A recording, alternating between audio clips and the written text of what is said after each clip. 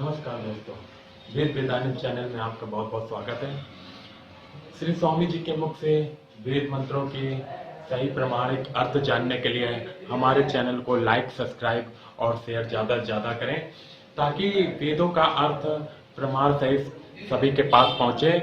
अगर आपको कोई भी शंका या समाधान चाहिए हो तो हमारे व्हाट्सएप नंबर पर आप मैसेज भी कर सकते हैं और नीचे कमेंट बॉक्स पर आकर आप मैसेज भी कर सकते हैं हमें। धन्यवाद।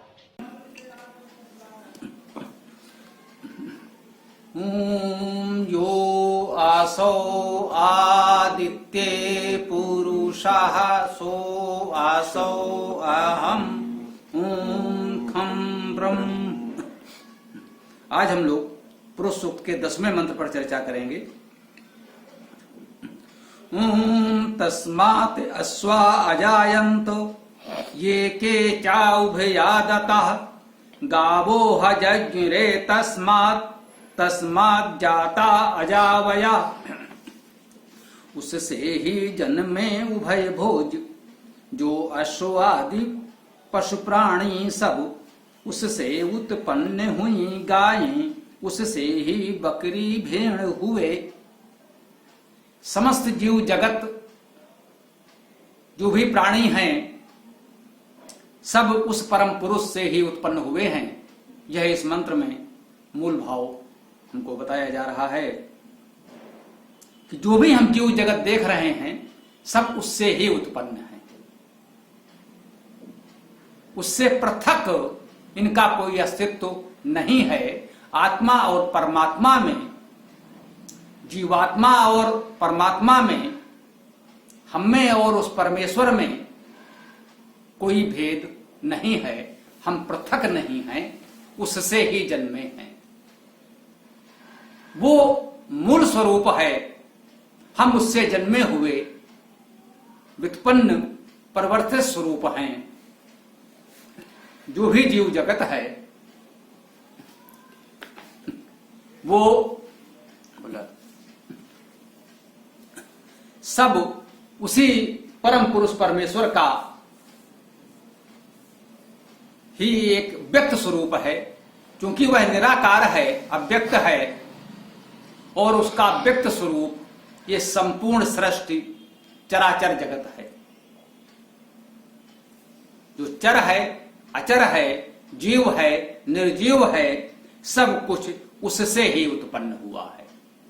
यह इस मंत्र में विशेष रूप से बताया जा रहा है। तस्मात् अर्थात उससे उसी परम पुरुष के लिए आया है। ये पुरुष सूक्त है, सब में उसकी ही चर्चा हो रही है कि उस एक परम मूल तत्व, एक परम चेतन ऊर्जा, मूल ऊर्जा जो है, उससे इस सृष्टि का विकास, सृजन कैसे हुआ, यही इस सूक्त में बताया गया है। तो इसमें कहा जा रहा है तस्मात् उससे अश्व अजायंत उत्पन्न हुए। अजायंत जन्मे, जन्म धातु से एक रूप है क्रिया का। तो तस्मात् उससे अश्व अजायंत, उससे अश्व जन्मे या उत्पन्न हुए, इसका यह शाब्दिक अर्थ हुआ। ये अश्व क्या है? अश्व धातु का अर्थ व्याप्त होना, व्यापक होना भी है।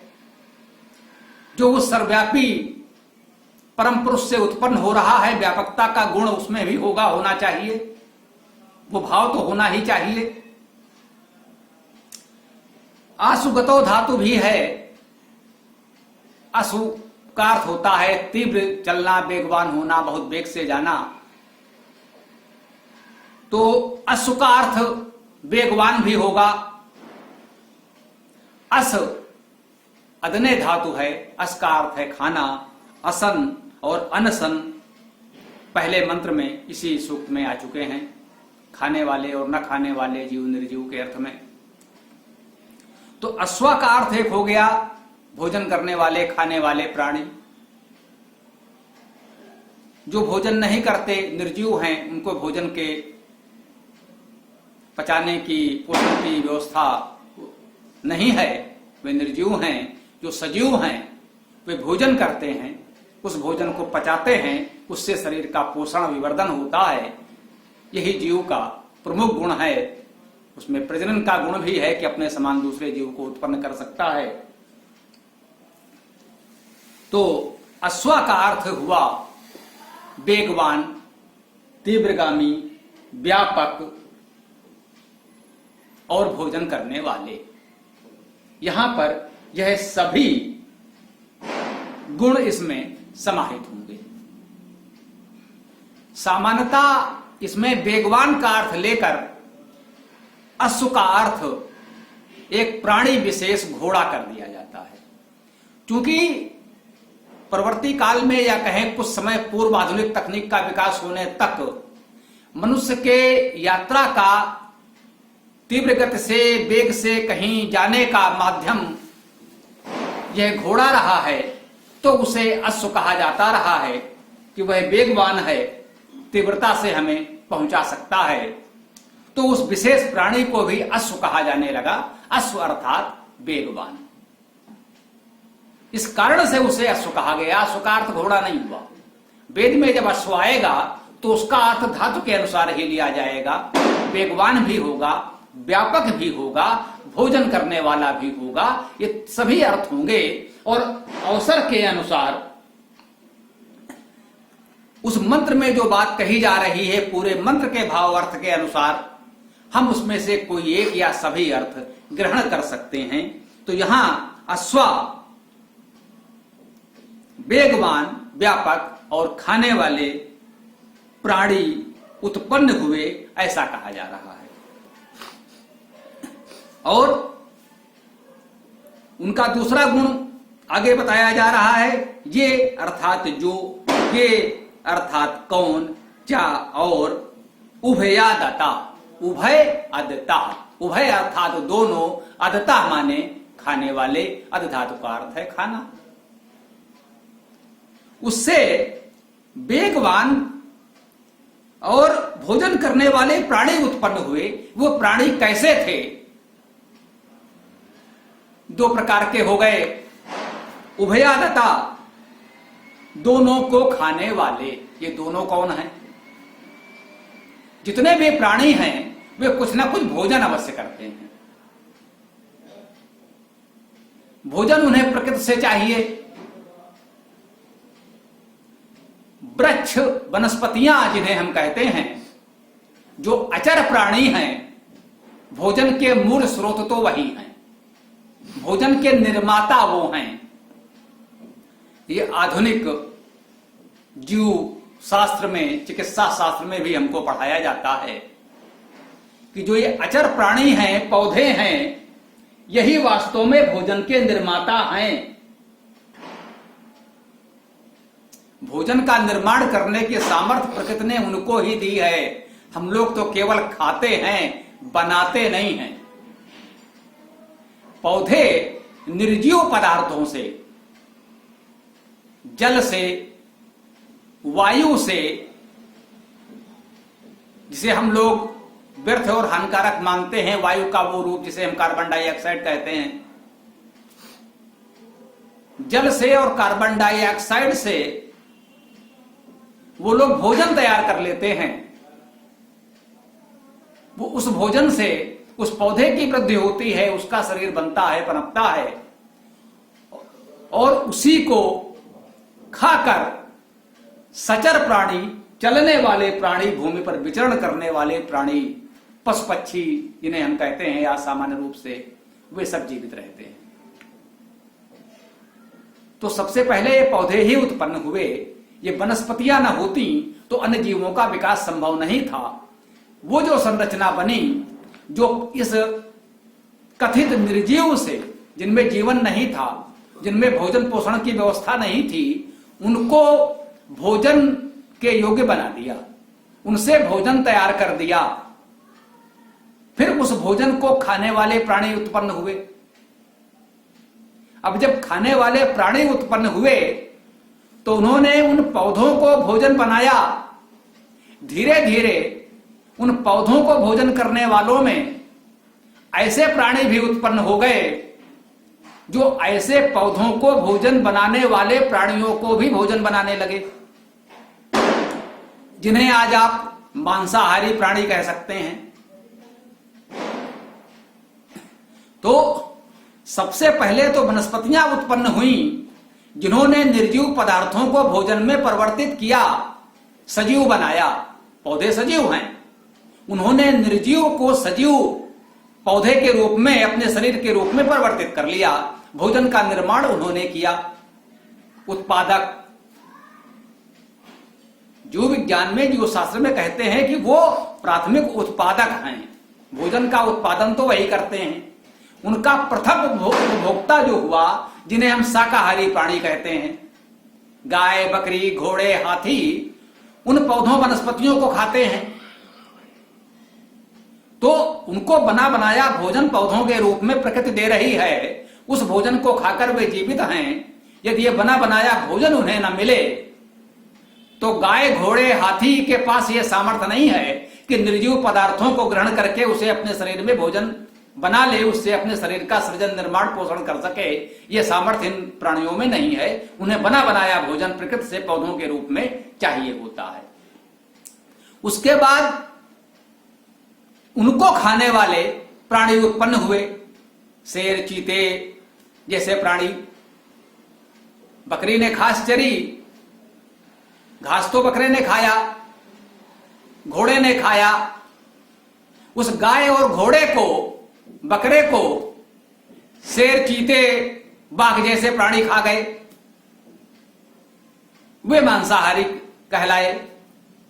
उनके शरीर की संरचना प्रकृति ने ऐसी बनाई है कि वे पौधों को नहीं खा सकते। पौधों ने तो निर्जीव को भोजन में बदला, जीव बना दिया, निर्जीव को जीव बना दिया। वो प्राथमिक उत्पादक हुए। उस प्राथमिक उत्पादन को ग्रहण करने वाले गाय, घोड़े, बकरे जैसे जो पशु हुए, उनके अंदर यह सामर्थ्य थी कि उस भोजन को ग्रहण करके अपना निर्वाह कर सकें। लेकिन ये मांसाहारी पशुओं के शरीर में इतनी सामर्थ्य भी नहीं है, उनकी पाचन शक्ति ऐसी नहीं है कि वो पौधों को पचाकर अपने शरीर का हिस्सा मांस बना सकें। गाय, घोड़ा वनस्पतियों को खाकर उसे मांस रक्त में परिवर्तित कर सकता है। वो उसे खाएगा तो भोजन का पाचन होगा, रस, रक्त, मांस, मज्जा, मेद, अस्थि का निर्माण होगा। परंतु शेर में यह सामर्थ्य नहीं है, मांसाहारी पशुओं में यह सामर्थ्य नहीं है कि पौधों को खाकर उससे वो रक्त, मांस बना सकें। उनके शरीर की पाचन शक्ति में ये सामर्थ्य नहीं दी है प्रकृति ने, तो वो मांस ही खाते हैं। वो दूसरे जीवों का मांस खाते हैं, उसी से उनके शरीर में रक्त, मांस बनता है। और यहां जो विशेष बात इस मंत्र में कही गई है, जो हम बताना चाहते हैं, समझाना चाहते हैं, वो है उभयादता। उभयदत्त, जो दोनों को खाने वाले हैं। फिर ऐसे प्राणी भी उत्पन्न हुए जो दोनों को खाते हैं, अर्थात वो पौधों को भी खाते हैं और पौधों को खाने वाले प्राणियों को भी खाते हैं, और जो उन प्राणियों को खाते हैं उनको भी खा सकते हैं। अर्थात वे शाकाहार और मांसाहार दोनों ग्रहण कर सकते हैं। आज के जनसामान्य की भाषा में कहें तो वे हैं उभयादता, दोनों को खाने वाले। आप देखिए हमारे आसपास, जिसे कहते हैं शेर कितना भी भूखा हो, सिंह बहुत भूखा होगा तो क्या घास खाएगा? नहीं खाएगा। उसके शरीर में घास, वनस्पति के पाचन की व्यवस्था ही नहीं है। गाय, घोड़ा कितना भी भूखा हो लेकिन वो मांसाहार ग्रहण नहीं कर सकता, उसके शरीर में मांस के पाचन की व्यवस्था ही नहीं है।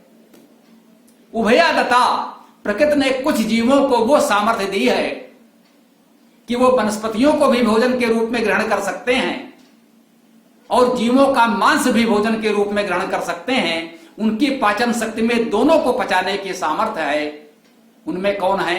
हमारे आसपास हम देखते हैं कुत्ता, बिल्ली या मनुष्य, हम स्वयं।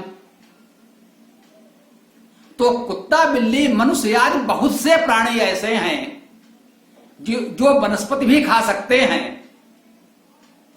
हम फल खा सकते हैं, गाजर, मूली, कंद, आलू, उनके मूल, जड़, तने पत्ती सब कुछ खा सकते हैं और मांस भी खा सकते हैं। यह सामर्थ्य कुत्ते में है, बिल्ली में है, मनुष्य में है, जैसे बहुत से प्राणियों में है। वो जो विज्ञान का विषय है, किन किन प्राणियों में क्या क्या सामर्थ्य प्रकृति ने दी है, यह प्रकृति में दी है, इसे बदला नहीं जा सकता। शेर को शाकाहारी नहीं बनाया जा सकता, गाय घोड़े को मांसाहारी नहीं बनाया जा सकता।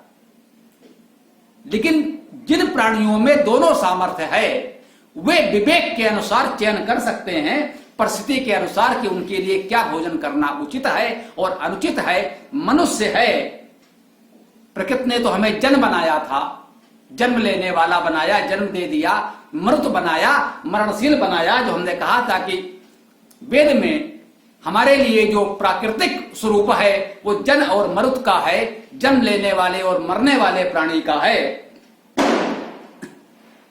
परंतु मनुष्य हम अपने प्रयासों से बने, मननशील प्राणी बने। मनुष्य प्राकृतिक रूप से सर्वाहारी है, वो शाकाहार और मांसाहार दोनों ग्रहण कर सकता है। प्रकृति ने हमें दोनों सामर्थ्य दी है, अवसर के अनुसार हम शाकाहार और मांसाहार दोनों ग्रहण कर सकते हैं। इसमें कहीं प्रकृति का उल्लंघन नहीं होता, इसमें कहीं ईश्वरीय व्यवस्था का उल्लंघन नहीं होता। ईश्वर ने हमें वो सामर्थ्य दी है कि हम शाकाहार और मांसाहार दोनों ग्रहण कर सकें। ईश्वर की इच्छा है, ईश्वर ने हमें वो सामर्थ्य दी है, ईश्वर ने हमें ये सुविधा और अधिकार दिया है कि हम जो चाहें शाकाहार अथवा मांसाहार ग्रहण कर सके। हमारा शरीर उसे स्वीकार करता है, पाचन और पोषण करता है। हाँ, ये हमारे विवेक पर निर्भर है कि हमारे स्वास्थ्य के दृष्टि से, विचार के दृष्टि से, स्थानीय संसाधनों उपलब्धता के दृष्टि से क्या भोजन करना हमारे लिए उचित है। ये निर्णय करने का विवेक ईश्वर ने, प्रकृति ने हमको दिया है। ये निर्णय हम कर सकते हैं, अवसर के अनुकूल हम चयन कर सकते हैं कि हमें शाकाहार करना चाहिए या मांसाहार करना चाहिए।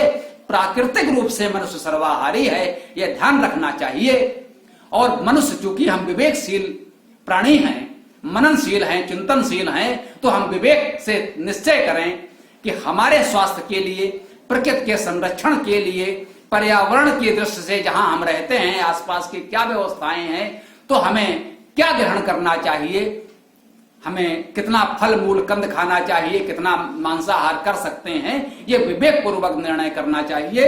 इसमें कोई धार्मिक हठ दुराग्रह नहीं होना चाहिए। ये बात मैं दृढ़ता से कहना चाहता हूं। शाकाहार अथवा मांसाहार धर्म का विषय नहीं है, ईश्वर का विषय नहीं है। ईश्वर ने तो मनुष्य को सर्वाहारी प्राणी बनाया है, वो शाकाहार करे या मांसाहार। यदि ईश्वर की इच्छा होती कि मनुष्य केवल शाकाहारी हो तो मनुष्य के शरीर में मांसाहार के पाचन की व्यवस्था न होती, जैसे गाय, घोड़े, बकरी, हाथी में है। यदि ईश्वर की इच्छा होती कि मनुष्य केवल मांसाहार करे तो मनुष्य के शरीर में शाकाहार, फल फूल कंद पत्ती के पाचन की व्यवस्था न होती, जैसा कि मांसाहारी प्राणियों से चीता आदि में है। तो ईश्वर की इच्छा तो यह है कि मनुष्य अपनी सुविधा और आवश्यकता के अनुसार शाकाहार अथवा मांसाहार ग्रहण करे। इसलिए उसने हमको उभयता शाकाहार मांसाहार दोनों ग्रहण करने वाला बनाया है। ये ईश्वर की इच्छा है। हमें विवेक से निर्णय करना है क्या करना चाहिए, क्या नहीं। आगे इसमें कहा जा रहा है, गावो हजजिरे तस्मात्। गावो का क्या अर्थ है? सामान्यतः इसका अर्थ गाय भी होता है। हमने भी काव्य अनुवाद में गायें लिखा है, परंतु वेद में गावों का अर्थ क्या केवल गाय हो जाएगा? जैसे अश्व का अर्थ घोड़ा नहीं हो सकता वेद में, वैसे गावों का अर्थ गाय भी नहीं हो सकता। ये गाय शब्द कैसे बनेगा? ये गु धातु से बनेगा। गु धातु का क्या अर्थ होता है? शब्द करना, बोलना, शब्द करना और मनन करना भी। तो इस अर्थ में तो ये गाय मनुष्य के लिए भी कहा जा रहा है। एक शब्द हमारा बहुत प्रचलित है इस समय, धर्म में उसके बिना कोई चर्चा ही नहीं होती। ऐसा माना जाता है जब तक धर्म की बात करता है तो सबसे पहले एक शब्द आता है कि आपका कोई गुरु होना चाहिए। ये गुरु शब्द इसी गु धातु से तो बन रहा है। शब्द करना, मनन करना। जो मननशील है, सोचता समझता है, बहुत कुछ जानता है और उस जानकारी को, उस चिंतन मनन के निष्कर्ष को बोलकर, कहकर शब्दों के माध्यम से हमको बताता है, मार्गदर्शन करता है, वही तो हमारा गुरु होता है। तो गावो एक प्रकार से गुरु के अर्थ में भी है। जिस सामान्य अर्थ में हम गुरु शब्द का प्रयोग आज कर रहे हैं, वेद में पता नहीं ये शब्द कहीं है भी या नहीं, अब तक तो नहीं मिला मुझे। तो गावो को उसका समानार्थी भी कह सकते हैं। इसका जो शाब्दिक अर्थ होगा वो होगा शब्दशील मनन, शब्द करने वाला, मनन करने वाला। गावो शब्द का अर्थ यह होगा। लोग व्यवहार में गाय कहते हैं, कह लीजिए, वह अर्थ भी ग्रहण किया जा सकता है, परंतु शाब्दिक अर्थ है शब्द करता, मनन करता। हा अर्थात ही जिसे हम लोग कहते हैं, एक बल देने के लिए निपात आ जाते हैं। जज्जिरे उत्पन्न किया, यहां भी जन धातु का ही एक रूप है ये। तस्मात उससे, तो उससे गावः अर्थात शब्द करता, मनन करता भी उत्पन्न हुए, जिनमें हम भी हैं। कुछ अन्य प्राणियों में भी थोड़ा बहुत बोलने विचार की शक्ति तो है ही, हम में कुछ विशेष है। तस्मात जाता अजावया, तस्मात अर्थात उससे, जाता उत्पन्न हुए, अजावया, अज और अवय दो शब्दों से अजावया पद बन रहा है। अज का अर्थ क्या हुआ? अज गतो धातु है, अज का अर्थ हुआ गतिशील, अर्थात जिसे हम कहते हैं सचर प्राणी। सबको ले लीजिए, या जो ज्यादा चलते दौड़ते भागते हैं उन पशुओं को ले लीजिए। अज और अवय, अव धातु का अर्थ है रक्षा करना। तो जो रक्षा करते हैं या जिनकी हम रक्षा करें, हमें रक्षा करनी चाहिए, वे अवय में आ गए। लोक व्यवहार में इसका अर्थ ले लिया गया है। अज लोग बकरे को कहते हैं और अवय भेड़ को कहते हैं। ये क्यों कहते हैं, इसका कोई विशेष अर्थ नहीं है। जैसे अश्व में वेगवान होने से हमने घोड़े को अश्व कह दिया। अज का अर्थ भी गतिशील है, भाई गतिशील प्राणी तो है ही है, सचर प्राणी तो है ही है, तो उसे अज कह सकते हैं। इस प्रकार से तो सारे सचर प्राणियों को हम अज कह सकते हैं। चलिए यहां पर अगर बकरा और भेड़ मान भी लें, काव्य अनुवाद में हमने कह दिया है उससे ही बकरे भेड़ हुए, बिल्कुल ठीक है। सहज भाव से अगर लोक व्यवहार का अर्थ भी ले लें तो भी, तो जो वैदिक शाब्दिक अर्थ हुआ कि उससे शब्दशील मननशील प्राणी उत्पन्न हुए, जो विशेष हैं, जो हम हैं, मनुष्य हैं, और उससे वे प्राणी उत्पन्न हुए जो अज अर्थात गतिशील तो हैं, उनमें मनन करने की, चिंतन करने की उतनी क्षमता नहीं है, परंतु गतिशीलता है, चलने फिरने की सामर्थ्य है। वे अपनी आवश्यकता के अनुसार यहां से वहां आ जा सकते हैं, वे अज हैं। और अवय वे हैं जो रक्षणीय हैं, जो हमारे लिए उपयोगी हैं, समाज के लिए, प्रकृति के लिए अधिक उपयोगी हैं। उनका संरक्षण किया जाए, उन प्राणियों को बचाया जाए, यह संदेश तो इसमें है। यह बिल्कुल अच्छी बात है। अज और अवय गतिशील, और उनमें जो रक्षणीय प्राणी है, संरक्षण जिनका करना है, संरक्षण किनका करना, जिन पशुओं से हमारा विशेष लाभ है, मनुष्य समाज का लाभ है, कम से कम उनका संरक्षण तो करें। जैसे इस तकनीक से पहले घोड़े ही यातायात का साधन थे, तो घोड़ों का संरक्षण करना उस समय बहुत महत्वपूर्ण होता था। लोग घोड़ों का संरक्षण पालन करते थे। उस समय के साम्राज्य में अश्वपालन का एक अलग विभाग होता था, अश्वपालन का मंत्री होता था। जैसे इस समय रेल मंत्री होता है, उस समय अश्वपालन मंत्री होता था, क्योंकि उस समय वही यातायात का सबसे बड़ा साधन था। तो उसका रक्षण किया जाता था। हम गायों का संरक्षण करते हैं क्योंकि उससे हमें दूध मिलता है। दूध हमारे लिए बहुत उत्तम भोजन है, हमारे लिए बहुत उपयोगी है, इसलिए हम गाय पालते हैं, भैंस पालते हैं, बकरी पालते हैं। जहां जिन पशुओं के पालन की सुविधा है, कहीं लोग ऊंट पालते हैं, ऊंट यातायात के लिए भी उपयोगी है और उसका दूध भी लेते हैं। गाय दूध के काम है, दूध के लिए गाय का उपयोग है। बैल का उपयोग हमारे कृषि कार्य में होता रहा है। अब यांत्रिक व्यवस्था में बैलों का उतना उपयोग कृषि में तो नहीं रहा, तो बैलों का संरक्षण, साण का संरक्षण अब लोग नहीं करते। अब लोग गाय का ही संरक्षण अधिक करते हैं, क्योंकि दूध उससे मिलता है। बैलों को उपयोगिता समाप्त हो गई यंत्रीकरण से। जब कृषि में यंत्र आ गए तो बैलों की उपयोगिता तो समाप्त हो गई, मगर दूध के लिए गाय की उपयोगिता अभी भी बनी हुई है। तो इस मंत्र में यह भी विशेष रूप से बताया जा रहा है, हमें इस पर भी ध्यान देना चाहिए कि उसी परम पुरुष परमेश्वर से सभी उत्पन्न हुए हैं, जो हमने वैदिक शाब्दिक अर्थ दिए। उस रूप में तो व्यापक प्रकृति की बात हो गई। और अगर साधारण अर्थों में ले लें, घोड़े, गाय, बकरी, भेड़, तो जो कह लीजिए कि इस मंत्र ने घोड़ा, गाय, बकरी, भेड़ को एक साथ गिना दिया, एक साथ चर्चा कर दी, सबको समान धरातल पर रख दिया।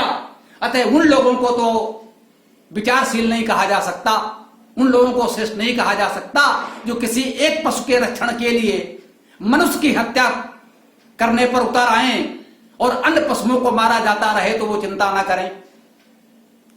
अगर कोई भैंस को मार दे तो कोई बात नहीं, भाई भैंस से भी दूध मिलता है। और गाय को अगर कहीं झूठा भी एक भ्रम फैल जाए कि साहब किसी ने गाय को जरा सा कुछ किया, तो अनेक लोग एक दूसरे को मरने मारने पर उतर आए, रक्त रंजित संघर्ष हो जाए, तो ये उचित नहीं है। उपयोगी के संरक्षण की बात अगर वैदिक अर्थ में हमने कहा, अवयः शब्द तो अंत में आया है। जो उपयोगी हैं, जो अज हैं, गतिशील हैं, आप सबका संरक्षण करिए। सभी प्राणी हैं जो अधिक उपयोगी हैं हमारे लिए, उनका अधिक संरक्षण करिए। परंतु वेद ने कहीं भी यह भेद नहीं किया है कि आप केवल एक पशु को बचाइए, वो चाहे गाय हो चाहे कोई अन्य प्राणी हो, और बाकी सबको मारते जाएं तो कोई बात नहीं। उपयोगिता के अनुसार किसी भी पशु का संरक्षण और हनन हो सकता है। जिन पशुओं प्राणियों की संख्या घटती जा रही है, उनको बचाने के विशेष उपाय हो रहे हैं और होने चाहिए। जिनकी संख्या आवश्यकता से अधिक हो जाती है, उनको मारना भी उचित मान लिया जाता है। ये बात वृक्षों के लिए, पौधों के लिए भी है। वन विभाग आपको उन वृक्षों को काटने की अनुमति देता है जो बहुत हैं, जिनकी बहुत समस्या नहीं है। लेकिन जो वृक्ष घटते जा रहे हैं, जो अधिक उपयोगी हैं और घटते जा रहे हैं, उनको काटने की अनुमति वन विभाग नहीं देता। आपको अनुमति लेनी पड़ती है, विशेष आवश्यकता बतानी पड़ती है, तब कहीं उसकी विशेष अनुमति मिलती है। यह अच्छी व्यवस्था है। तो जो हमारे लिए अधिक उपयोगी है उसका अधिक संरक्षण करें। परंतु मनुष्य सर्वश्रेष्ठ है, किसी भी पशु से अधिक मननशील मनुष्य का महत्व है। किसी एक पशु की हत्या के संदर्भ में, उसके विरोध में ऐसा न करें कि हम मनुष्य की हत्या करने पर उतर आए। होता क्या है, कुछ लोग, विशेष लोग, वो अपनी कुंठा, अपना बल पौरुष दिखाने के लिए, समाज में अपना महत्व दिखाने के लिए किसी निर्बल निर्दोष को सताने का एक माध्यम बना लेते हैं कि इन्होंने साहब हमारे इस उपयोगी पशु को, गाय को मारने का प्रयास किया, तो क्यों किया। तो वास्तव में उनका गाय के प्रति प्रेम नहीं होता, गाय के रक्षण पालन की भावना भी नहीं होती, केवल समाज में अपना प्रभाव दिखाने की भावना होती है। इसलिए वो अनुचित है। ऐसा प्रयास कुछ लोगों ने किया तो उसको सब लोगों ने मिलकर रोका, करना पड़ा। तो गाय का पालन करें, रक्षण करें, बहुत अच्छा है, उपयोगी है, होना ही चाहिए। परंतु यह उचित नहीं है कि एक गाय को बचाने के लिए अनेक मनुष्यों की हत्या कर दी जाए। राष्ट्र के हित में, समाज के हित में आवश्यक हो तो ठीक है, एक गाय जाए, मृत्यु तो सबकी होती है, हमारी आपकी भी होनी ही है, निश्चित है। तो उपयोगिता की दृष्टि से हमें निश्चय करना होगा। इसमें यह बात विशेष रूप से ध्यान देने योग्य है कि मंत्र ने सभी प्राणियों को उसी एक परमपिता परमेश्वर से उत्पन्न बताया है, उस एक पुरुष से उत्पन्न बताया है, और सबके संरक्षण की बात समान रूप से करने की भावना व्यक्त की गई है। किसी एक के लिए विशेष भाव रखना, यह वैदिक जो व्यापकता का भाव है, जो संपूर्ण सृष्टि को उस परम पुरुष से उत्पन्न उसका स्वरूप देखने की भावना है कि वही सर्वव्यापी है, हम में, आप में, पशु में, प्राणी में, पक्षी में वही बस रहा है। तो यह भेदभाव करना वो परमेश्वर तो हमें नहीं सिखा सकता कि यह यह प्राणी, यह प्रजाति अथवा यह व्यक्ति बहुत महत्वपूर्ण हो जाए किसी भी कारण से कि उसको। नमस्कार मित्रों, पूरा वीडियो देखने के लिए आपका बहुत बहुत धन्यवाद। अगर आपको वेदों के विषय में और अधिक जानकारी प्राप्त करनी हो तो हमारे चैनल को लाइक सब्सक्राइब करना ना भूलें और ज्यादा से ज्यादा इसको शेयर करें ताकि वेदों के विषय में जानकारी और लोगों तक पहुंचे। अगर आपको और अधिक जानकारी चाहिए हो तो डिस्क्रिप्शन में हमने अपना मोबाइल नंबर और वेबसाइट और ईमेल आईडी दे दी हुई है। अगर किसी भी विषय में आपको ज्यादा जानकारी प्राप्त करनी हो या कुछ सवाल जवाब करना हो तो उसमें आप अपना सवाल जवाब भेज सकते हैं। धन्यवाद।